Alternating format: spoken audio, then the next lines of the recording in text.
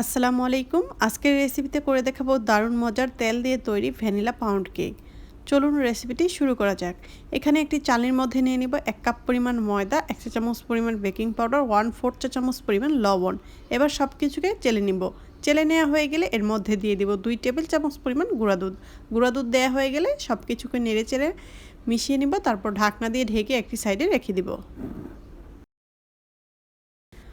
অপর একটি বাটির মধ্যে নিয়েছি নর্মাল তাপমাত্রায় থাকা 3টি ডিম। এবার দিয়ে দিব 3/4 কাপ পরিমাণ চিনি। 1/4 কাপ করে 3বার নিলেই কিন্তু 3/4 কাপ হয়ে যাবে। এবার বিটার দিয়ে ততক্ষণ বিট করব যতক্ষণ না চিনি মেল্ট হয়ে কিছুটা ফোম হয়ে আসছে। তবে অতিরিক্ত ফোম করার দরকার নেই ভ্যানিলা স্পঞ্জ কেকের মতো। বিট করতে করতে চিনি মেল্ট হয়ে কিছুটা ফোমি ভাব চলে এসেছে। এর থেকে বেশি ফোম করার কোনোই দরকার নেই। এ পর্যায়ে দিয়ে দেব রান্না করার তেল 1/2 কাপ পরিমাণ, দিয়ে দেব 1 চা চামচ পরিমাণ রেডম্যানের ভ্যানিলা এসেন্স, কয়েক ফোঁটা লেমন ইমালশন। এবার দিয়ে কিছুক্ষণ বিট করব।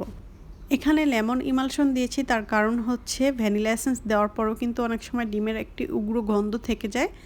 তার জন্য কি করবেন আপনারা, যে কোনো একটু ফ্লেভার কয়েক ফোঁটা ভ্যানিলা এসেন্সের সাথে পাউন্ড কেকে অ্যাড করবেন, দেখবেন খুব সুন্দর ফ্লেভার আসে এবং খেতেও ভালো লাগে। আপনারা কিন্তু এই টিপসটি ফলো করে দেখতে পারেন।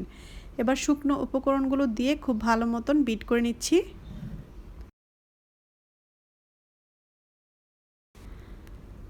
বিট করা হয়ে গেলে এ পর্যায়ে দিয়ে দিব কুসুম গরম তরল দুধ 1/4 কাপ পরিমাণ। দুধটা অবশ্যই দেওয়ার চেষ্টা করবেন, এতে কেকের ফ্লেভার এবং কালার খুব সুন্দর আসে। দুধ দেওয়া হয়ে গেলে একটু বিট করে নিব। বিট করে নেওয়া হয়ে গেলে এগুলোকে কেক মোল্ডে নিয়ে নিব।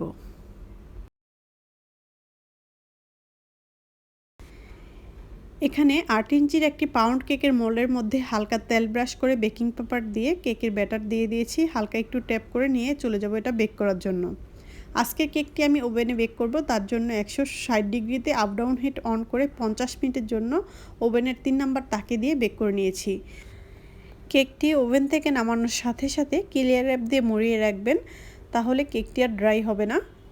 আমার কেকের কালারটা অনেক বেশি ব্রাউন হয়ে গিয়েছে, কারণ হচ্ছে আমি 50 মিনিটের পরিবর্তে 60 মিনিট দিয়ে বেক করে নিয়েছি ভুলবশত। আপনারা যদি 50 মিনিট বেক করেন তাহলে আপনাদের কালারটা একদম পারফেক্ট আসবে। দেখতেই পাচ্ছেন কতটা পারফেক্ট হয়েছে। এটা খেতেও কিন্তু অনেক বেশি সুস্বাদু। আপনারা এই রেসিপি ফলো করে একবার কেকটি তৈরি করে দেখবেন, ইনশাল্লাহ আপনাদের কাছেও ভালো লাগবে। আশা করব রেসিপিটি ভালো লেগেছে। ভালো লেগে থাকলে চ্যানেলটি সাবস্ক্রাইব করে পাশে থাকবেন এবং পেজটিও ফলো দিয়ে রাখবেন। আল্লাহ হাফেজ।